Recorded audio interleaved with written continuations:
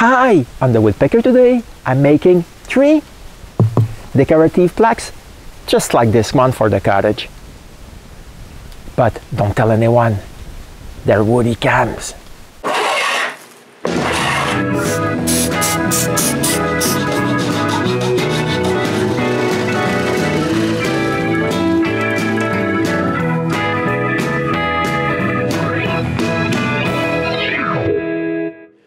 Since we have a real road now that leads to the cottage, it's much easier to get there. But it's also much easier for everybody else too. So I had installed this camera, but I think it's ridiculous to record inside it. So I've installed a recording server made from a Raspberry Pi Zero. This gave me the idea to use this small camera and another Raspberry Pi Zero and make my own surveillance camera. Since this is so small, I'm going to hide the camera. The first thing I do is glue 2 pieces of cedar together and sand this smooth.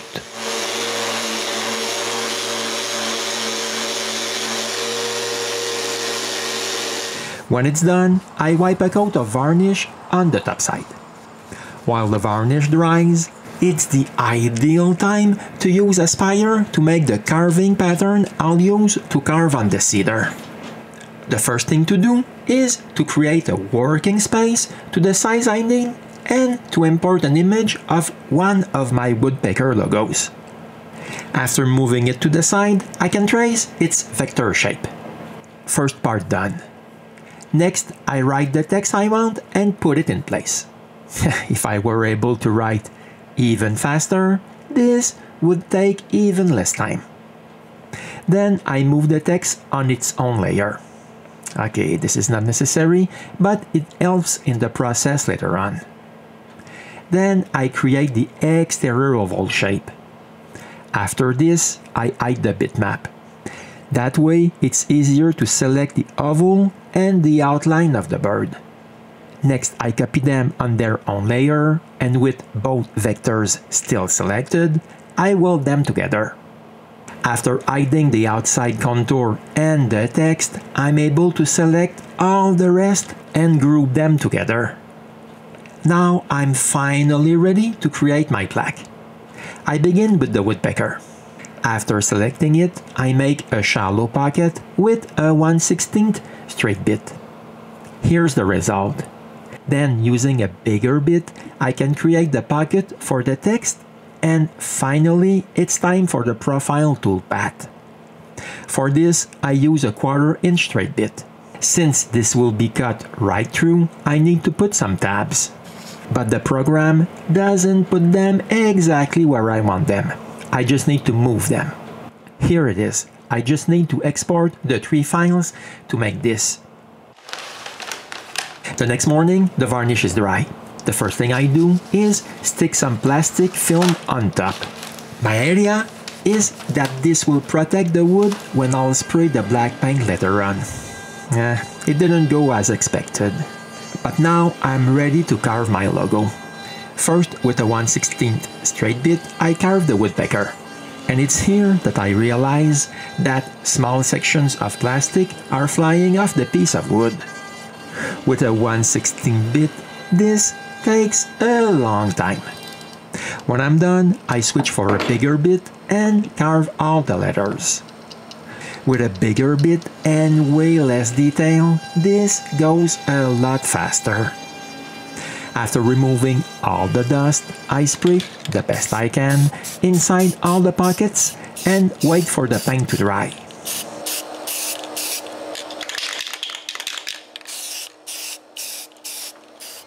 When it's dry, I change again for a bigger bit and cut the profile of my woody cam.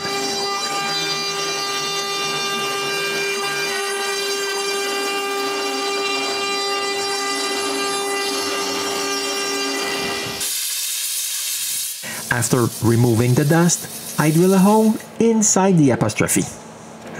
But I should have used the drill press.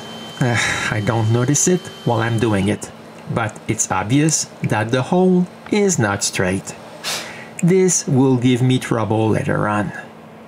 But I still need to use Aspire again to make the pocket for the camera at the back. This time around, I make a bigger working space because I want the center of the lens to be at the center of the work area. To create a camera cavity, I start by drawing a bunch of small boxes for the Raspberry Pi and its power supply. And just like before, I merge all those forms together. Here it is, I have a cavity. But I'm not done. I also draw a bunch of other boxes for the camera lens and its ribbon. And with all those shapes, I can begin to work on the toolpaths. Here's how this will go. All this will be cut with the same bit. I begin with a hole for the lens, followed by the space for the camera ribbon. Then it will be time for the Raspberry Pi cavity. There's nothing too complicated in all this. The only special thing is that I'm using the fluting tool to join the two cavity heights. This gives me a rounded shape between both of them. It's easier to see from the side what's being removed. After that, I can export a G-code file. Now that I have the file, I'm able to make the camera cavity. The first thing to do is to center the bit on my crooked hole. And it's a go.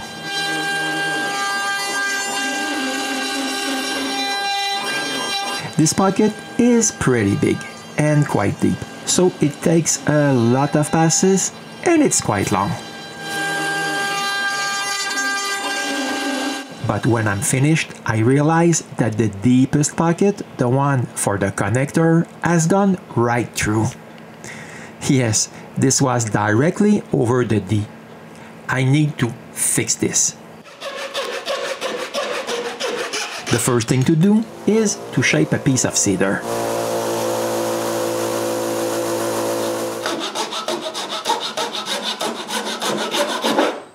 Then glue it in place and wait for the glue to dry. This is its new look. I need to cover it with a bit of black paint. And while I've got a brush in my hand, I can paint around the camera hole. Here you can see that the hole is just beside the apostrophe. I need to live with that. But this plastic film is in the way, so I remove it. There's a lot of small pieces around the Woodpecker. It's not easy to remove them. But lucky for me, the rest is much easier.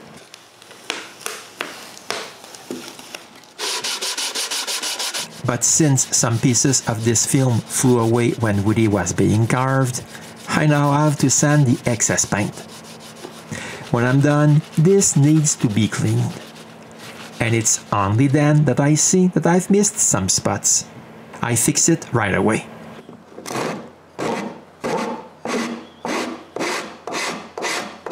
I also need to remove the small tabs.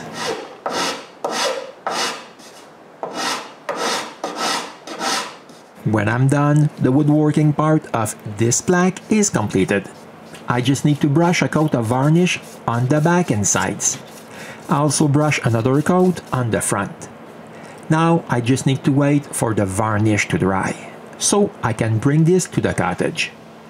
When I'm there, I put the camera where it should be and screw a plank to hold this in place. I install it where I want my primary camera. But I really don't like my setup. I don't like the fact that the plaque is almost the same width as the chimney. So I decide to make another model to replace this one. Back at home, I stick another piece of plastic on another piece of cedar for my next Woody cam, and for this, I still use Aspire. Doing this pattern is even simpler than the other one.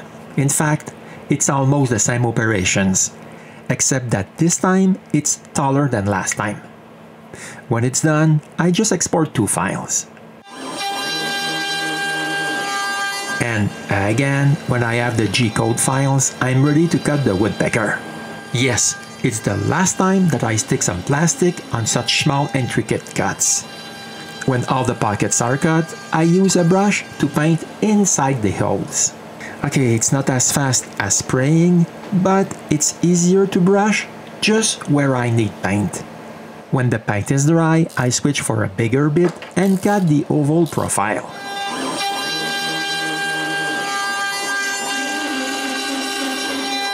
And no, it's not that fast. When it's done, I remove this from the CNC table and make some touch-ups to the paint. Yes, I've missed some spots. While I'm doing that, the CNC is cutting the last woody cam. As you can see, no plastic film this time. But I still need to switch the bit and cut the profile. This time around, I drill the camera hole on the drill press. I won't mess up a second time. For the last two woody cams, I drill the hole directly into the eye. This is what this looks like. Like last time, I aligned the bit over this hole and cut the camera cavity. I bought another type of camera for my last two woody cams, so I'm forced to make a new file for the pockets. I use the last one I did and modify it so the pockets will fit the new camera. This time around, I use my sander on the profile. I had some issues with my CNC and the cut was not to my liking.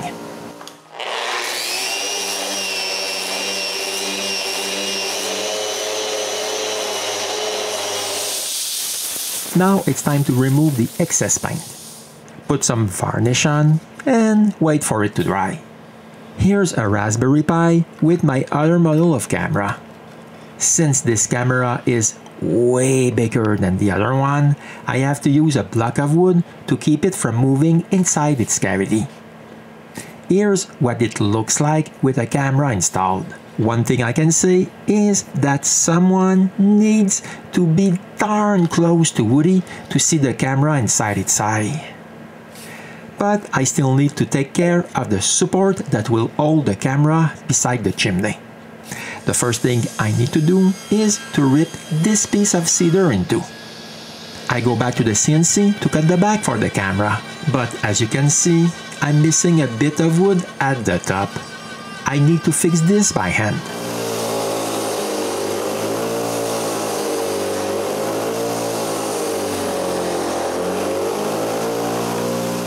The first piece of the camera stand. But I want the camera to be at a small angle, so I cut another piece of cedar with an angle. And here's how the camera will fit on its stand. I just need to cut the wall mounting plate and brush a coat of varnish on all the rest of the pieces. Now I'm ready to bring that to the cottage. Any excuse is good enough to go up there. When I'm there, it's time to install them. First of all, I move this one to the front of the cottage. I find it looks way better right here. Now it points directly to the path that comes from the lake. The second camera, this one is on the wall of the shed and points at our patio. And just like the other one, it's screwed from the back. Here it is. I find it looks nice. Light wood on a dark wall. This will attract some attention, so I will have a nice picture of our future intruder. To install the last one, the one near the chimney, it's a little bit more involved. I didn't drill any screw holes at all, so now I need to take care of that.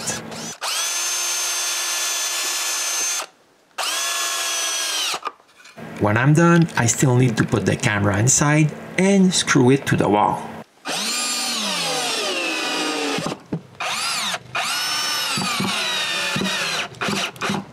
I really love this camera there. It's way better than the one I installed at the front of the cottage. But I need to hide this wire. For that, I have exactly what I need at the cottage. A length of 1/4 round. I cut it to the length I need. And by the way, yes, you can see what the camera sees on my laptop. I need to make a chamfer at the back for the wire. Now I just need to put it in place. And since I might need to remove the camera someday, I only use one screw to hold it in place. Here it is, the last camera in place. I'm really pleased with the result. Like I've already said, you have to be darn close to see the camera inside the eye.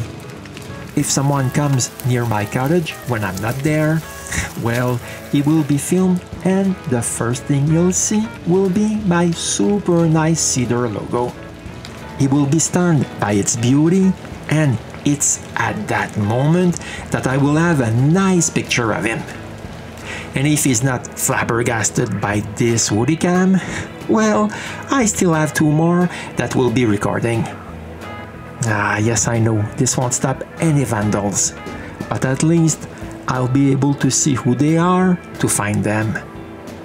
Anyway, I still have 3 nice looking cedar plaques on my cottage, and I really like them. As for us, we'll see each other soon in another episode of the Woodpecker.